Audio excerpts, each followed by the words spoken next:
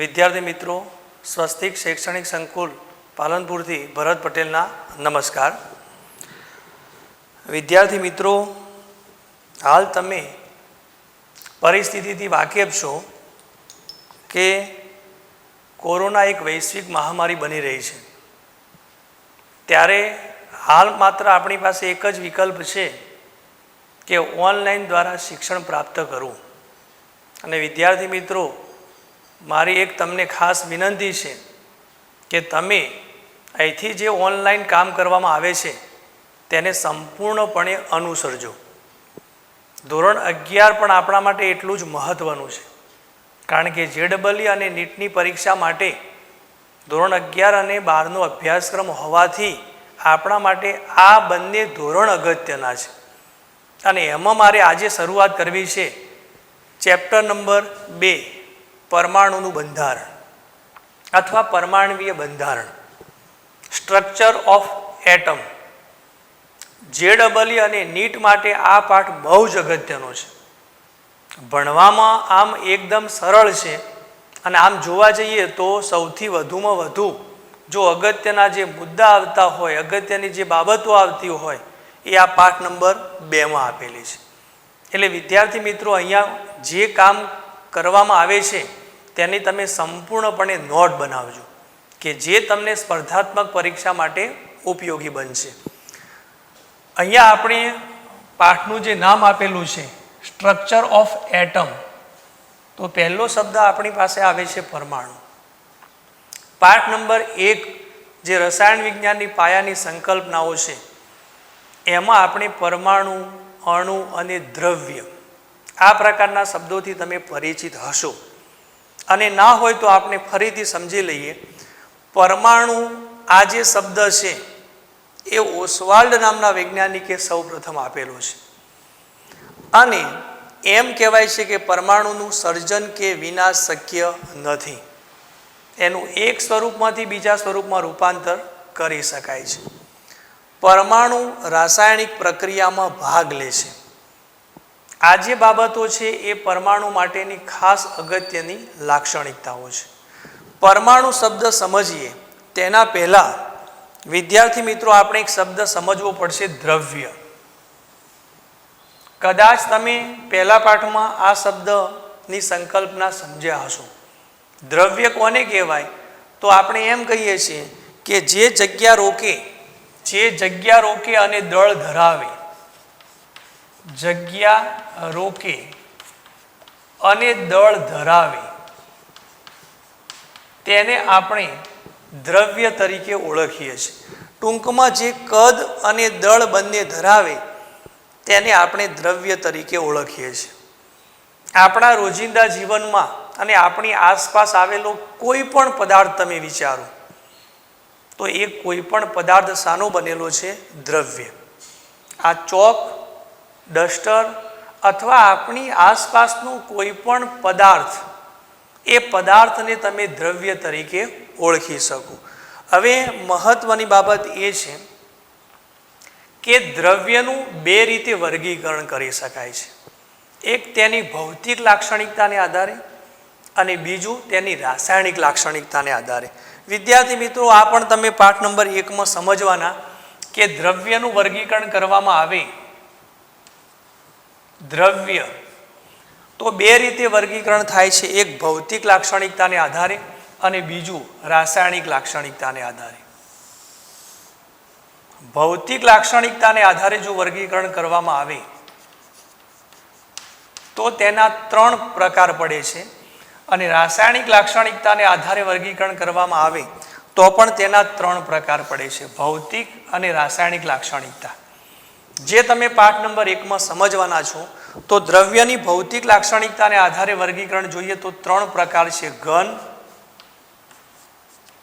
પ્રવાહી અને વાયુ. રાસાયણિક લાક્ષણિકતાને આધારે વર્ગીકરણ સમજીએ તો તેના પણ 3 પ્રકાર છે: તત્વ, સંયોજન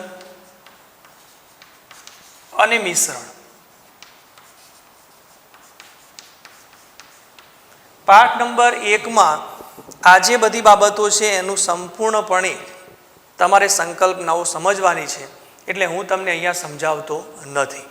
પરંતુ અહીંયા આપણે દ્રવ્ય માટે પરમાણુને દ્રવ્ય સાથે કેવો સંબંધ છે એ આપણે ખાસ સમજવું છે. તો પાઠ નંબર 1માં આપણે ડાલ્ટનનો પરમાણુય સિદ્ધાંત આવે છે અને એ વિશે તમે માહિતગાર હશો. ડાલ્ટનના પરમાણુય સિદ્ધાંતની બહુ જ અગત્યની લાક્ષણિકતા છે કે પરમાણુ એ અવિભાજ્ય અંગ છે અને પરમાણુઓથી શું બને છે? દ્રવ્ય. દ્રવ્ય એ પરમાણુઓથી બનેલો છે અને તેમાં પરમાણુ એ અવિભાજ્ય અંગ છે. તો તેના માટે આપણે જે ડાલ્ટનનો પરમાણુય સિદ્ધાંત છે, ડાલ્ટનનો પરમાણુય સિદ્ધાંત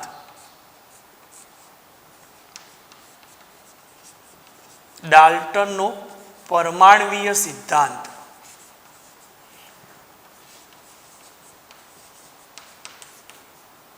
જેની વિગતવાર હું માહિતી આપતો નથી, પણ આપણે જે જરૂરી છે તે આ પ્રમાણે છે કે ડાલ્ટને કહેલું કે પરમાણુ એ અવિભાજ્ય અંગ છે અને પરમાણુઓથી શું બને છે? દ્રવ્ય. તો આપણે અહીંયા સમજીએ પરમાણુ અવિભાજ્ય.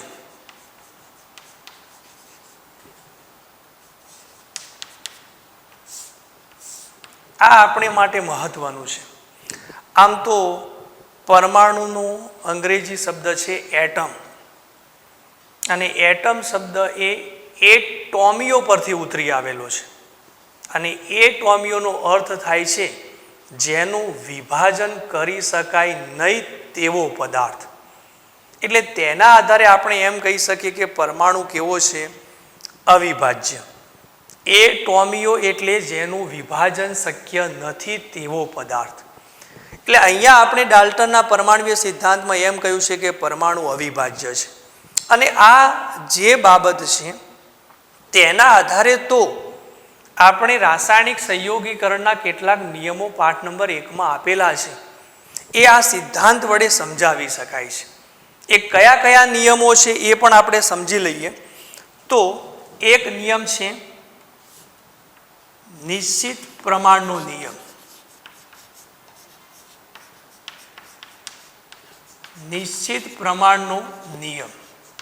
બીજો નિયમ છે દ્રવ્ય સંચયનો નિયમ. ત્રીજો નિયમ છે સરળ ગુણકનો નિયમ અને 4 નંબરનો નિયમ જે પાઠ નંબર 1માં આપેલો નથી પણ સમજી લો, સંયોજિત ભારનો નિયમ.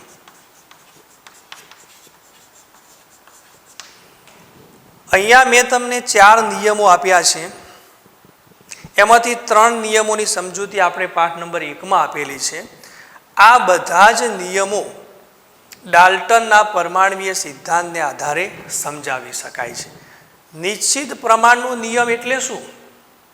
તો માત્ર એની સમજૂતીમાં આપણે એમ કહી શકીએ કે કોઈ પણ તમે સંયોજન બનાવો, કોઈ પણ પદ્ધતિથી બનાવો, તો તેમાં રહેલા ઘટકોનું પ્રમાણ સરખું જ હશે.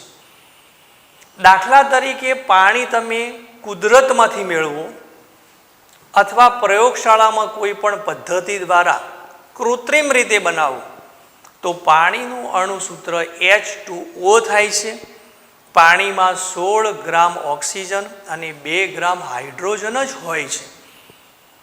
એટલે એમ કહેવાય કોઈ પણ પદ્ધતિથી તમે સંયોજન બનાવો તો તેમાં ઘટકોનું પ્રમાણ નિશ્ચિત હોય છે. દ્રવ્ય સંચયનો નિયમ એમ કહેવાય છે કે દ્રવ્યનું સર્જન કે વિનાશ શક્ય નથી.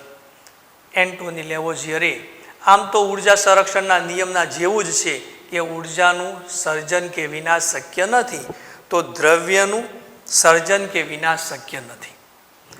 ત્રીજો નિયમ છે સરળ ગુણકનો નિયમ. દાખલા તરીકે હાઇડ્રોજન અને ઓક્સિજન જોડાઈને 2 પ્રકારના સંયોજનો બનાવે છે, H2O અને H2O2. તો H2O માં ઓક્સિજનનું પ્રમાણ H2O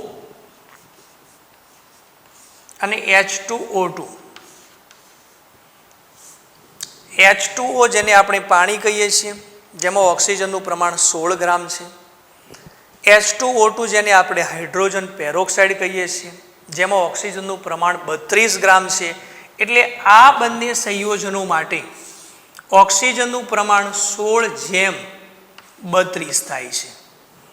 પરંતુ સરળ ગુણકના નિયમ પ્રમાણે આપણે 1:2 પણ લખી શકીએ, તો તેને સરળ ગુણકનો નિયમ કહેવાય છે. અને 4 નંબરનો સંયોજિત ભારનો નિયમ, જે આપણે પાઠ નંબર 1માં આપેલો નથી, પણ સંયોજિત ભારનો નિયમ એટલે એમ કહી શકાય કે એક તત્વ બીજા તત્વ સાથે જોડાય છે અને બીજું તત્વ ત્રીજા તત્વ સાથે જોડાય છે, તો પહેલું તત્વ ત્રીજા તત્વ સાથે જોડાતું હોવું જોઈએ. પણ સંયોજન જ્યારે બનાવે ત્યારે તેનો ભાર ચોક્કસ હોય છે. દાખલા તરીકે આપણે સામાન્ય રીતે સમજીએ કે હાઇડ્રોજન અને ઓક્સિજન બંને જોડાય અને પાણી બનાવે છે, H2O. હાઇડ્રોજન ઓક્સિજન સાથે જોડાઈને H2O બનાવે છે. હાઇડ્રોજન ક્લોરીન સાથે જોડાઈને HCl બનાવે છે. અહીંયા તમે પ્રથમ સંયોજનમાં જોઈ શકો છો કે ઓક્સિજનની સાપેક્ષમાં હાઇડ્રોજનનું પ્રમાણ 1:2 છે. 1:2 છે. અહીંયા હાઇડ્રોજન અને ક્લોરીન બંને જોડાય છે, તો ક્લોરીનની સાપેક્ષમાં હાઇડ્રોજનનું પ્રમાણ 1:1 છે. તો વિદ્યાર્થી મિત્રો, તમે કહી શકશો ઓક્સિજન અને ક્લોરીન પણ એકબીજા સાથે જોડાઈ શકે, પણ તેમાં સંયોજન બનાવતી વખતે તેનો ભાર કેવો હશે એ તમે વિચારો. અહીંયા 1:1 છે, અહીંયા 1:2 છે. તો ઓક્સિજન ક્લોરીન સાથે જોડાય ત્યારે ઓક્સિજનનું પ્રમાણ 1 હશે અને ક્લોરીનનું પ્રમાણ 2 હશે. તો સંયોજન શું બનશે? Cl2O. આ પ્રકારનું સંયોજન બનશે. આને કહેવાય છે સંયોજિત ભારનો નિયમ. આ બધા જ નિયમો ડાલ્ટનના પરમાણ્વીય સિદ્ધાંતને આધારે સમજાવી શકાય છે. તો આ જે છે એ ડાલ્ટનના પરમાણ્વીય સિદ્ધાંતની ખૂબીઓ થઈ, ઉપયોગિતા થઈ. પણ હવે ખૂબીની સાથે સાથે તેમાં ખામી પણ રહેલી છે, અને તે ખામી કયા પ્રકારની છે એ આપણે ખાસ પાઠ નંબર 2 માટે મહત્વનું છે. ડાલ્ટનના પરમાણ્વીય સિદ્ધાંતની ખામી, જેને આપણે મર્યાદા તરીકે ઓળખીએ છીએ. તો કાચ જેને રેશમ સાથે ઘસવામાં આવે, અથવા એબોનાઇટ એક પ્લાસ્ટિક જેવો પદાર્થ છે, બેકેલાઇટ અને મેલેમાઇન જેવા પ્રકારના પદાર્થો છે જેને આપણે પ્લાસ્ટિક તરીકે ઓળખીએ છીએ. ખાસ કરીને વિદ્યુતની જે સ્વિચ આવે છે તે એક પ્રકારના બેકેલાઇટમાંથી મળેલો પદાર્થ છે. અથવા જે આપણે વાળ ઓળાવવા માટે કાંસકાનો ઉપયોગ કરીએ છીએ તે પણ બેકેલાઇટમાંથી બનેલો પદાર્થ છે. તો આ બેકેલાઇટ જેવો પદાર્થ એટલે એબોનાઇટ. કાચ ને રેશમ સાથે ઘસવામાં આવે, અથવા એબોનાઇટ કે જે પ્લાસ્ટિક જેવો પદાર્થ છે જેને ફર એટલે કે ઊન સાથે ઘસવામાં આવે, ત્યારે તેમાંથી વિદ્યુતીય ગુણધર્મ ઉત્પન્ન થાય છે.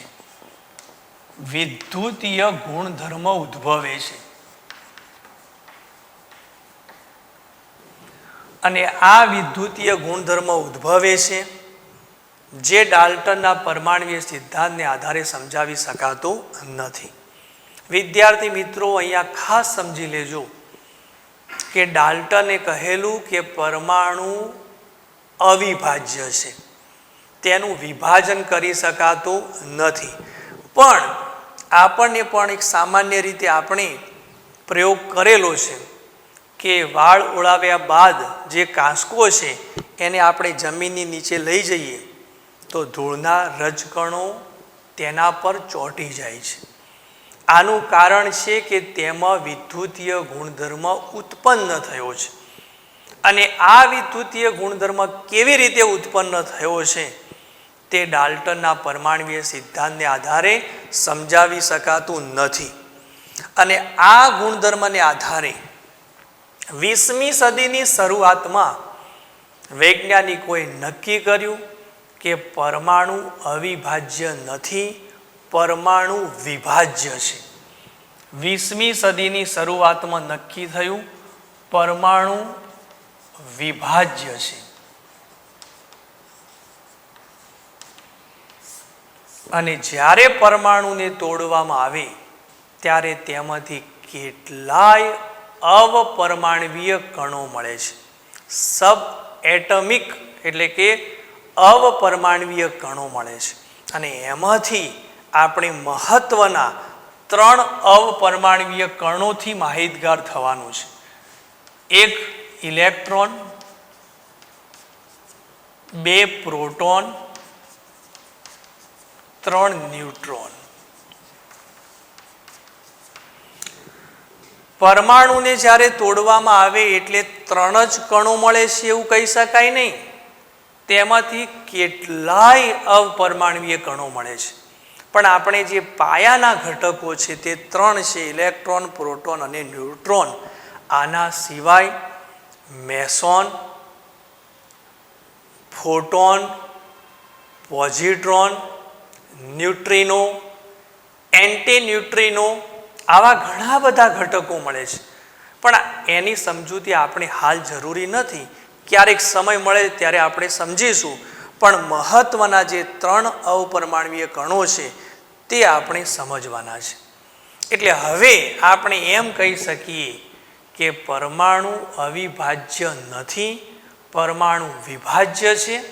અને તેનું વિભાજન કરવામાં આવે ત્યારે તેમાંથી અસંખ્ય અવપરમાણવીય કણો મળે છે. તેમાંથી આપણે પ્રથમ જે અવપરમાણવીય કણ છે તે આપણે સમજીએ. એટલે અહીંયા આપણને પ્રશ્ન આપેલો છે અવપરમાણવીય કણ ઇલેક્ટ્રોનની શોધ કેવી રીતે થઈ?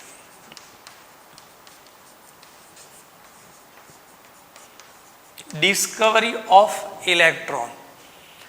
ઇલેક્ટ્રોન કેવી રીતે શોધાયો છે? હવે તેના માટે આપણે થોડીક વાત 10મા ધોરણની પણ કરવી પડશે. તમે વિદ્યુત વિભાજનની પ્રક્રિયા ભણીને આવ્યા છો. વિદ્યાર્થી મિત્રો, વિચારો તમે વિદ્યુત વિભાજન કયા ધાતુના શુદ્ધિકરણમાં વિદ્યુત વિભાજનની પ્રક્રિયા આવે છે? તો તમને ખબર છે કે કોપર ધાતુનું શુદ્ધિકરણ કરવું હોય તો તેનું વિદ્યુત વિભાજન કરવામાં આવે છે. અને તેમાં વિદ્યુત વિભાજ્ય પદાર્થ લેવામાં આવે છે. વિદ્યુત વિભાજ્ય કોને કહેવાય? તો કે CuSO4 એક પ્રકારનું ક્ષાર છે. એનું પાણીમાં બનાવેલું દ્રાવણ જેને આપણે વિદ્યુત વિભાજ્ય કહીએ છીએ. વિદ્યુત વિભાજ્ય દ્રાવણ. અને તમે એ પ્રયોગથી માહિતગાર હશો કે માઇકલ ફેરાડે નામના વૈજ્ઞાનિકે એક પાત્રમાં, આપણે તેની પણ સમજૂતી જોઈ લઈએ કે એક પાત્રમાં CuSO4 નું જલીય દ્રાવણ ભરેલું છે. એક પાત્રમાં CuSO4 નું જલીય દ્રાવણ ભરેલું છે. અને તેના અંદર CuSO4 નું જલીય દ્રાવણ એક્વા, તેના અંદર અશુદ્ધ કોપરનું સળિયું એનોડ તરીકે અને શુદ્ધ કોપરનો સળિયો કેથોડ તરીકે મૂકેલો છે.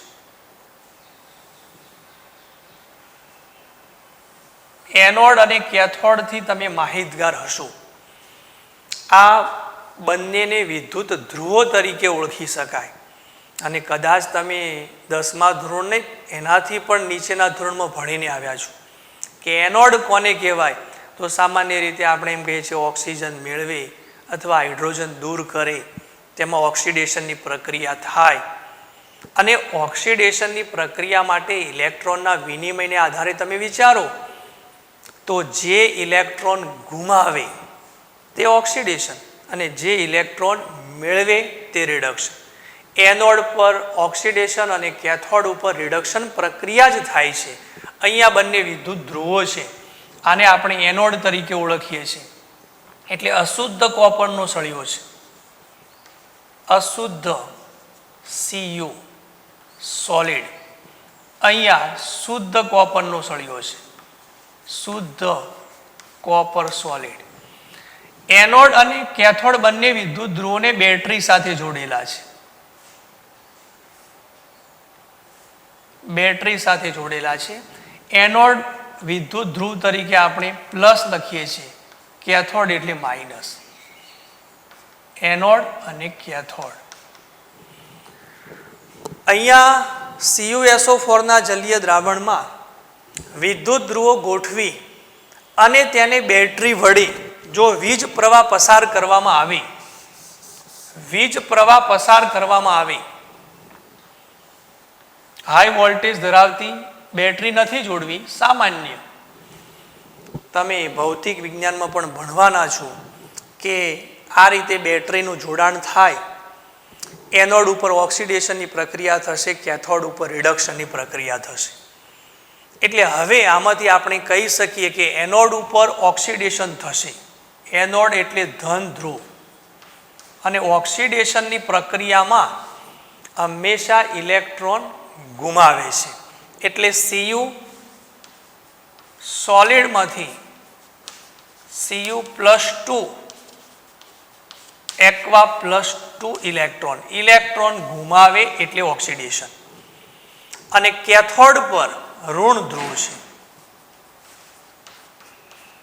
તેમાં રિડક્શનની પ્રક્રિયા થશે એટલે કે ઇલેક્ટ્રોન મેળવે. Cu+2 aqua +2 electron gives Cu solid.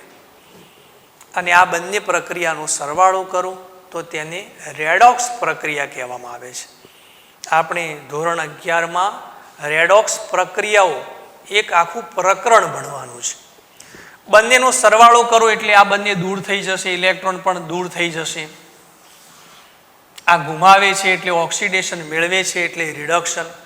આ કોપર અશુદ્ધ છે, એમાંથી કોપર શુદ્ધ મળશે.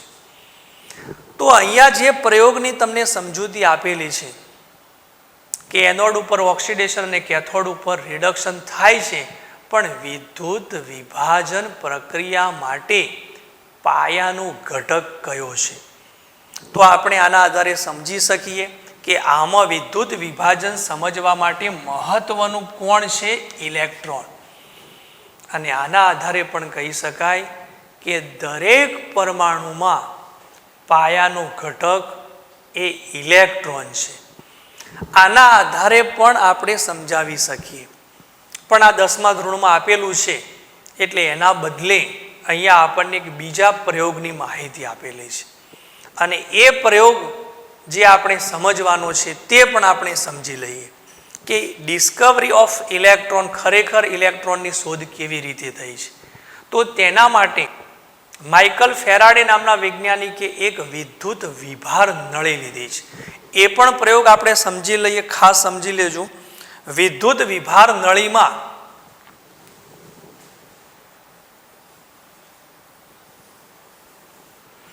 એક કાચની નળી છે, કાચની નળી.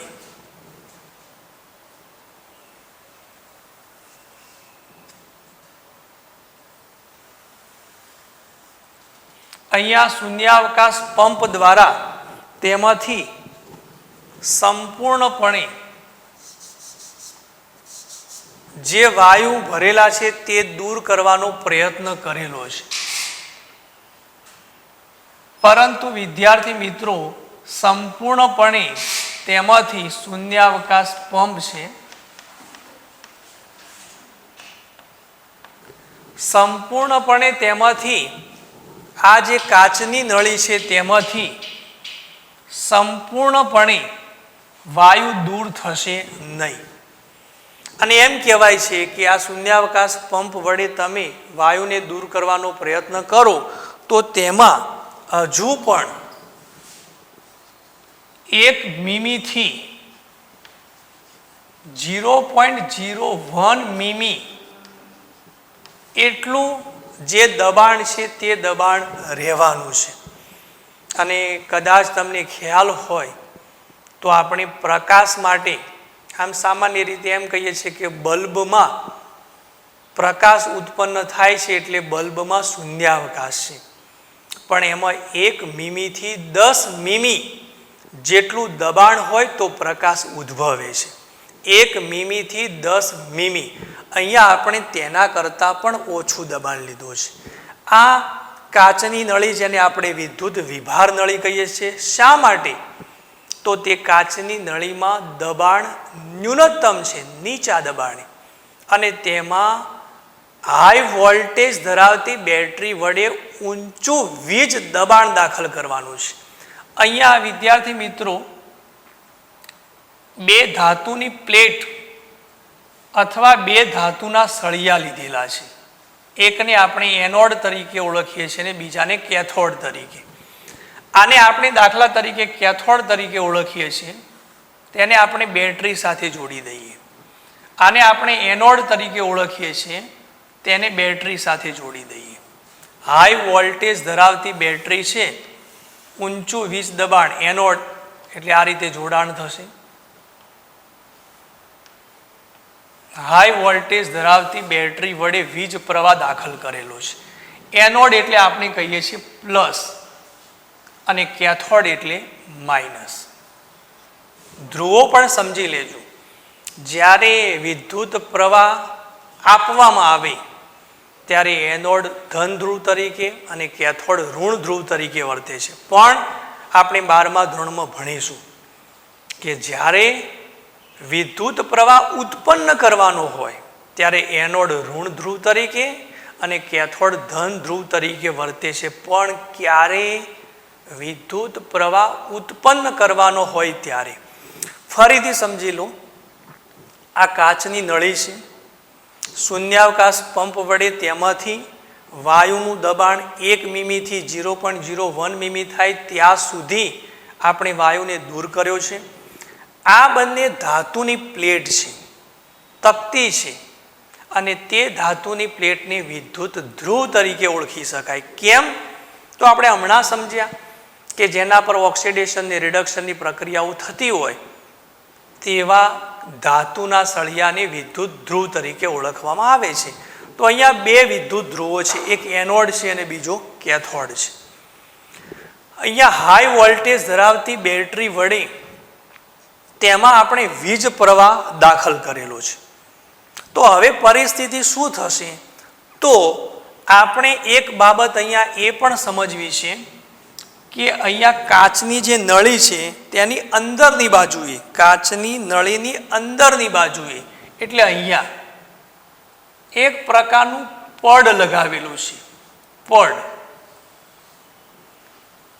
અને તે ઝીંક સલ્ફાઇડ નો પ્રસ્ફુરણ પડદો છે. ઝીંક સલ્ફાઇડનો પ્રસ્ફુરણ પડદો કાચની નળીની અંદરની બાજુએ, ઝીંક સલ્ફાઇડનો પ્રસ્ફુરણ પડદો.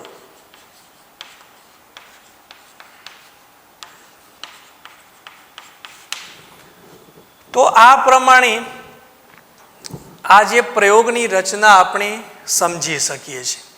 તો હવે આમાંથી કયા પ્રકારનું અવલોકન જોવા મળે છે? પ્રસ્ફુરણ પડદાનું કામ શું?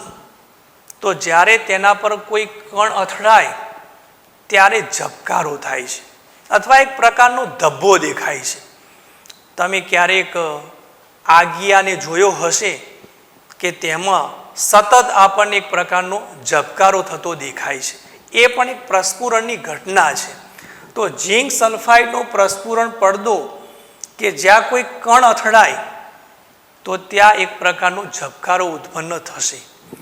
આ રીતે આપણે રચના કરી છે. તો તેમાંથી આપણને અવલોકન જોવા મળ્યું છે કે એનોડમાંથી સતત કેથોડમાંથી સતત આ પ્રમાણે કણો એનોડ તરફ જાય છે. આ તરફ દિશા છે. બધા જ કણોની દિશા આ પ્રકારની છે. આપણે કેવી રીતે કહી શકીએ? તો આ કેથોડ કણો જ્યારે પ્રસ્ફુરણ પડદા તરફ અથડાય છે ત્યારે ત્યાં ઝબકારો થાય છે.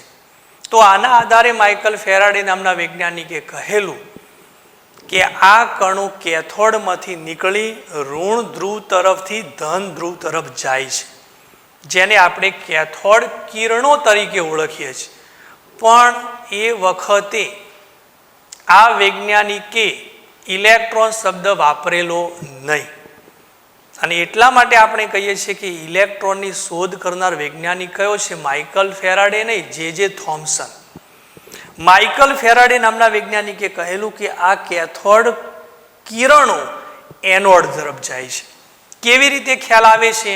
તો આ જે કણો છે અહીંયા પ્રસ્ફુરણ પડદા પર અથડાય છે ત્યારે ઝબકારો દેખાય છે, અને આ અવલોકનને આધારે નક્કી થયું કે કેથોડમાંથી નીકળતા કેથોડ કિરણો અથવા કેથોડ કણો પાછળથી, જેનું નામ આપણે શું આપીએ છીએ? ઇલેક્ટ્રોન, જે કેથોડમાંથી એનોડ તરફ જાય છે.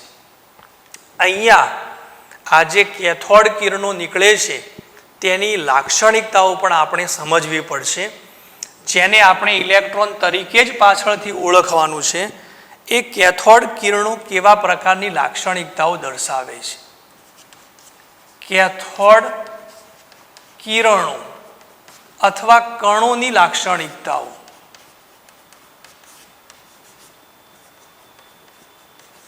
કયા પ્રકારના ગુણધર્મો ધરાવે છે કેથોડ કિરણો?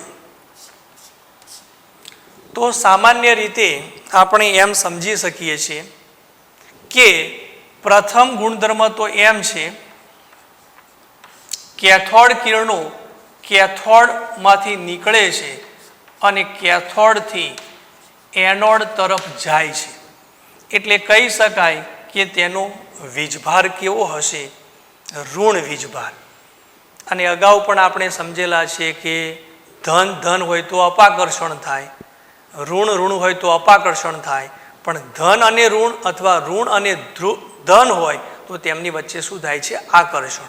એટલે કેથોડમાંથી એનોડ તરફ જાય છે, એટલે આ કિરણોને આપણે એમ કહીએ છીએ કે તેનો વીજભાર ઋણ હશે.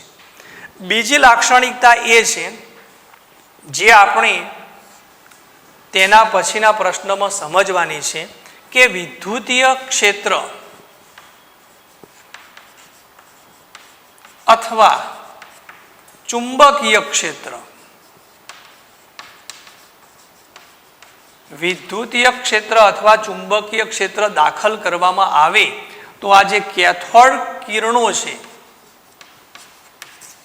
કેથોડ કિરણો વિચલન પામે છે. સીધી લીટીમાં ગમન કરતા નથી. જો બંને ક્ષેત્રની ગેરહાજરી હોય અથવા બંને ક્ષેત્રોનું સમતોલિત પ્રમાણ હોય, જે આપણે એના પછીના પ્રયોગમાં સમજવાનું છે, પણ બંને ક્ષેત્રમાંથી કોઈ એક ક્ષેત્રની હાજરી હોય, દાખલા તરીકે વિદ્યુતીય ક્ષેત્ર તમે દાખલ કર્યું છે તો તે ધન ધ્રુવ તરફ વિચલન પામે છે, સીધી લીટીમાં ગમન કરતા નથી, અને ધન ધ્રુવ તરફ વિચલન પામે તો કહી શકાય કે કેથોડ કિરણો કયો વીજભાર ધરાવે છે? ઋણ વીજભાર. ત્રીજી લાક્ષણિકતા છે કે કેથોડ કિરણો જ્યારે એનોડ તરફ જાય છે, એટલે જો આપણે કોઈ વસ્તુ, બે ધ્રુવોની વચ્ચે તમે કોઈ વસ્તુ મૂકી દો તો તે વસ્તુનો પડછાયો આપણને દેખાય છે, અને એટલા આધારે તો આપણે એમ કહીએ છીએ કે કેથોડ કિરણો સીધી લીટીમાં ગમન કરે છે. બીજું એમ પણ કહી શકાય કે કેથોડ કિરણો યાંત્રિક ગુણધર્મ ધરાવે છે. કેટલીક બાબતો પાઠ્યપુસ્તકમાં નથી, પણ સમજવાનો પ્રયત્ન કરજો કે બે વિદ્યુત ધ્રુવોની વચ્ચે કોઈ ચક્ર મૂકવામાં આવે, હલકું ચક્ર, તો તે ચક્ર ફરે છે. બે વિદ્યુત ધ્રુવોની વચ્ચે હલકું ચક્ર મૂકવામાં આવે તો તે ચક્ર ફરે છે અને એના આધારે કહી શકાય કે તે યાંત્રિક ગુણધર્મ ધરાવે છે. એક બીજી લાક્ષણિકતા એમ પણ કહી શકાય કે તે ઉષ્મીય અસર, તેમાં ઉષ્મીય અસર ઉદ્ભવે છે. દાખલા તરીકે કોઈ પ્લેટ છે અને તેમાં આપણે કેથોડ કિરણો દાખલ કરીએ તો તે પ્લેટ ગરમ થાય છે, ફોઇલ ગરમ થાય છે અને એના આધારે પણ આપણે કહી શકીએ કે તે ઉષ્મીય અસર ધરાવે છે. એક મહત્વની લાક્ષણિકતા છે કે તે વાયુના સ્વભાવ કે ધાતુની જે પ્લેટ લીધેલી છે એટલે કે દ્રવ્યના સ્વભાવ પર આધારિત નથી. આ ખાસ સમજી લેજો વિદ્યાર્થી મિત્રો. તેના અંદર થોડાક પ્રમાણમાં કદાચ વાયુ હોય તો તે વાયુના સ્વભાવ પર આધારિત નથી. અને અહીંયા ધાતુની તમે જે પ્લેટ લીધેલી છે એ ધાતુની પ્લેટ કોઈ પણ પ્રકારના ધાતુની હશે તો પણ તે ધાતુના સ્વભાવ પર આધારિત નથી. અને એટલા માટે આ લાક્ષણિકતાને આધારે તો કહી શકાય છે કે દરેક પરમાણુનો પાયાનો ઘટક ઇલેક્ટ્રોન છે. હવે આના સિવાય પણ મેં તમને એકાદ બે લાક્ષણિકતાઓની વાત કરી છે. જો ફરીથી સમજી લેજો કે એ જે લાક્ષણિકતાઓ છે એ પાઠ્યપુસ્તકમાં આપેલી નથી પણ આપણે સમજવી જરૂરી છે. દાખલા તરીકે મેં તમને કહ્યું કે કેથોડમાં વહનનો માર્ગ સીધો જ હોય છે અને એટલા માટે આપણે કોઈ વસ્તુ મૂકીએ તો તેનો પડછાયો દેખાય છે. ત્યાર પછી આપણે એમ પણ કહ્યું છે કે એક બીજી બાબત પણ છે કે કોપર અને ટંગસ્ટન, Cu અને ટંગસ્ટન જેવી ધાતુ સાથે અથડાય તો તેમાંથી આપણે એક પ્રકારના એક્સ-રે એટલે કે ક્ષ કિરણો જોવા મળે છે. Cu અને ટંગસ્ટન જેવી કઠિન ધાતુ સાથે અથડાય ત્યારે તેમાંથી એક્સ-રે જેને આપણે ક્ષ કિરણો કહીએ છીએ, ક્ષ કિરણો ઉદ્ભવે છે. અને ત્યાર પછી એક મહત્વની લાક્ષણિકતા આપણે ટેલિવિઝનમાં કેથોડ ટ્યુબ આવે છે એમાં પણ એ જ પ્રકારનું છે. આમ તો એમ કહેવાય છે કે ભાઈ કેથોડ કિરણો દ્રશ્યમાન નથી. જો દ્રશ્યમાન હોત તો અહીંયા આપણને રંગીન કેથોડ કણો અથવા કિરણો દેખાત, પણ ત્યાં આપણને રંગીન કણો દેખાતા નથી. પ્રસ્ફુરણ પડદાની મદદથી જ તમે જોઈ શકો છો. એટલે એમ કહેવાય છે કે કેથોડ કિરણો દ્રશ્યમાન નથી. પણ જ્યારે આ કેથોડ કિરણો ફોટોગ્રાફિક પ્લેટ ઉપર પડે છે ત્યારે તેમાંથી પ્રકાશ ઉત્પન્ન થાય છે અને એટલે આપણે તેમાંથી ચિત્ર સ્વરૂપે ટેલિવિઝન ટ્યુબમાં આ જ પ્રકારની ઘટના બને છે. કેથોડ ટ્યુબ હોય છે, કેથોડ કિરણો તેના પર અથડાય છે એટલે એક પ્રકારનો પ્રકાશ ઉત્પન્ન થાય છે અને એટલે આપણને ટીવીમાં ચિત્ર દેખાય છે. તો અહીંયા વિદ્યાર્થી મિત્રો મેં તમને ડિસ્કવરી ઓફ ઇલેક્ટ્રોનની શોધ કેવી રીતે થઈ એ આપણે બંને રીતે સમજ્યા. એક ઘટના વિદ્યુત વિભાજનની છે, બીજી ઘટના વિદ્યુત વિભાર નળીમાં કેથોડ કિરણો કેથોડથી એનોડ તરફ જાય છે જે પ્રસ્ફુરણ પડદાની મદદથી જોઈ શકાય છે. અને એની કેટલીક લાક્ષણિકતાઓ છે મેં તમને સમજાવવાનો પ્રયત્ન કર્યો છે. કેટલીક બાબતો પાઠ્યપુસ્તકમાં નથી પણ મેં તમને સરળ સ્વરૂપે સમજાવવાનો પ્રયત્ન કર્યો છે. તો આ બધા જે લાક્ષણિકતાઓ છે એ આપણે ત્યાર પછી જે ભણવાનું થાય છે તેમાં પણ ઉપયોગી બનશે. એટલે આ બાબતો છે એ તમે નોટબુકમાં પણ નોંધી લેજો. અને ત્યાર પછી આપણે નવા લેક્ચરમાં આ ઇલેક્ટ્રોન છે એમાં તેનો વીજભાર, તેનું દળ કેવી રીતે શોધી શકાય એ આપણે ભણીશું.